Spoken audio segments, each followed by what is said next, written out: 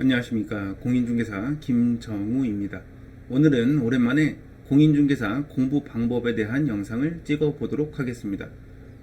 이제 시험이 한 6개월 남았는데 점수 올릴 수 있는 충분한 기간이라고 생각을 하고 남은 기간만 최선을 다해도 충분히 좋은 결과 있으실 거라고 확실히 말씀드릴 수 있습니다. 오늘은 익힘장, 기출문제 이 두 가지에 대해서만 중점적으로 설명을 해 드릴 건데요. 제가 들었던 방문각 커리큘럼과 교재를 기준으로 설명을 드릴 예정이니 타 학원 강의를 들으시는 분들은 도움이 안 되실 수도 있을 거라는 말씀 미리 드리면서 영상 시작해 보겠습니다. 지금이 4월인데 이쯤 되면 익힘장을 힘들어 하시는 분들이 이제 한 분씩 생기기 시작합니다. 대표적인 이유가 몇 가지 있는데 그중 첫 번째는 익힘장을 한다고 정말 효과가 있을까라는 의심 때문에 지속을 못하는 거죠. 결론부터 말씀드리면 익힘장은 꼭 하셔야 될 정도로 효과가 확실합니다. 구조가 지문에 빈칸이 있고 그걸 채워서 복습하는 교재인데 보통 기출문제를 보다 보면 틀린 지문으로 출제할 때 바꾸는 자리가 그 빈칸 자리인 경우가 거의 대부분입니다. 그래서 익힘장만 여러 번 반복해도 기출문제나 모의고사를 풀 때도 마찬가지고 틀린 지문을 찾는데 굉장히 속도가 붙고 정확도가 높아집니다. 물론 두세 번 익힘장을 채워봤다고 해서 틀린 지문이 바로바로 보이거나 그러진 않습니다. 제 경험상 한 5번 이상은 채워보고 이따가 설명드릴 기출문제도 연결해서 풀어봐야 진짜 내 실력이 되고 모의고사나 기출문제를 풀 때 정확도와 속도가 올라가게 됩니다. 제가 이렇게 말씀을 드리면 언제 5번, 6번을 채우고 있냐 이렇게 물어보시는 분들이 계신데 이건 익힘장을 학습하는 방식의 문제인 것 같습니다. 익힘장을 필수서 공부하는 것처럼 처음부터 끝까지 지문도 읽고 빈칸도 채우고 정답도 맞추고 틀린 부분도 체크하고 이런 식으로 하면 당연히 여러 번 반복할 수가 없습니다. 반복만 못하는 게 아니라 효과도 별로 없을 것 같습니다. 익힘장 학습의 목적이 빈칸 채우기인데 이걸 처음부터 끝까지 다 읽어버리면 필수서로 복습하는 거랑 크게 다를 게 없겠죠. 강의를 듣고 복습을 하는 방법이 크게 3가지가 있는데 첫 번째가 강의 다시 듣는 거, 두 번째 필수서 읽기, 세 번째가 익힘장 채우고 기출문제 풀기 이렇게 3가지가 있는데 세 번째 방식이 제가 추천하는 방식이고 가장 효과가 좋다고 저는 확실히 말씀드릴 수 있습니다. 다시 강조해서 말씀드리지만 익힘장은 빈칸만 채우시면 됩니다. 딱 이 빈칸을 채울 수 있을 정도로 특정 키워드 확인하고 마지막에 있다 없다 체크하셨으면 빈칸 채우시고 바로 다음 지문으로 넘어가셔야 됩니다. 이렇게 학습을 하시다가 빈칸을 못 채우는 부분, 그러니까 생각이 나지 않는 부분이 있으면 그 내용만 해당 필수서 페이지를 찾아서 체크하시고 그래도 기억이 안 나면 그 부분 강의 다시 듣고 이런 식으로 빠르게 학습을 하실 필요가 있습니다.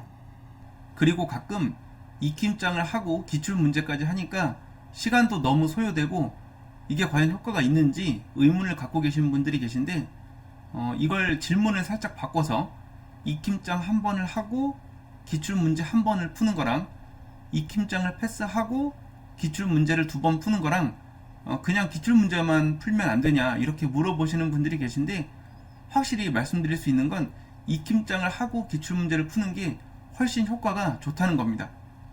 이건 합격생인 저를 한번 믿어보셨으면 좋겠고 방문가 교수님들도 익힘장에 대한 효과를 계속 말씀을 하고 계시니까 그냥 믿고 따라서 빈칸 채워보시는 게 좋을 거라고 확실히 말씀드릴 수 있습니다. 이게 올해 방문각 최성진 교수님 공법 익힘장인데 제가 시험은 끝났지만 한번 봤는데 개정된 부분도 상당히 많고 복잡하더라고요. 그런데 확실히 교재의 완성도가 좋다는 걸 다시 한번 느낄 수 있었고 방문각 교수님들이 익힘장을 만드실 때 빈칸 하나하나에 굉장히 신경을 쓰시기 때문에 이따가 설명드릴 기출문제랑 병행해서 학습을 하시면 확실히 좋은 결과 있으실 거라고 말씀드릴 수 있습니다. 다음은 기출문제입니다. 지금 3, 4월 기출특강이 진행이 되고 있으니까 이 부분 먼저 설명드리고 시작하면 교수님들이랑 같이 풀어본 기출 문제, 그리고 혼자 풀어보라고 제시해 주신 기출 문제만 혼자 풀어보시는 겁니다. 이거 제외하고 시중에서 판매하고 있거나 어플로 제공이 되는 회차별 문제로 공부하는 건 위험할 수 있고 추천드리지도 않습니다. 기출문제 중에 어쩌다 한번 출제된 난이도 상에 해당하는 변별력 없는 문제나 지문들은 우리가 패스해 가면서 공부할 필요가 있는데, 그리고 공부 범위에 넣으면 안 되는데, 회차별 기출문제는 이게 구분이 안 되어 있고 개정도 가끔 반영이 안 되어 있는 경우가 있죠. 대신 기출특강을 들으면 이런 부분들이 다 구분되어 있고 반영이 되어 있기 때문에 수업 중에 교수님들과 같이 풀어본 문제들로만 복습을 하시라고 말씀드리는 겁니다. 이렇게 하시면 정말 자주 출제되는 중요한 문제들과 이론들로만 정리해 가면서 공부를 하실 수 있는데, 가끔 내가 이론이 다 정리가 안 돼서 기출문제를 푸는 게 의미가 없는 것 같다라고 말씀을 하시는 분들이 계십니다. 그런데 기출문제 공부는 내가 이만큼 알고 있다는 것을 검증받기 위한 문제풀이 시간이 아니고, 기출문제로 해당 지문을 보면서 이론을 정리하는 방식의 공부이기 때문에 내가 이론이 어느 정도 정리됐는지와는 전혀 관계없이 강의를 들었으면 꼭 시도해야 되는 공부 방식이고, 이 과정을 통해 지문을 통으로 암기하시고 내용에 익숙해지는 과정이라고 생각하셔야 됩니다. 이걸 바탕으로 기출문제 공부 방법을 설명드리면, 먼저 문제가 옳은 것을 찾는 문제인지 틀린 것을 찾는 문제인지는 전혀 중요하지 않고 1번부터 5번까지의 지문을 모두 보셔야 됩니다. 이걸 보시면서 옳은 지문은 보통 어디를 바꿔서 틀린 지문으로 출제하는지, 틀린 지문은 어디를 바꿔야 되는지 이걸 보시면서 공부를 하시면 되는데, 틀린 지문은 가끔 2군데 이상을 고쳐야 되거나 아니면 문장 전체를 바꿔야지 옳은 지문이 되는 경우도 있으니까 이 부분도 주의하셔서 공부하셔야 됩니다. 세법 문제로 예를 들어서 설명드리겠습니다. 만약에 문제가 다음 중 재산세에 대해서 틀린 것을 고르시오 라면 이런 걸 종합 문제라고 하죠.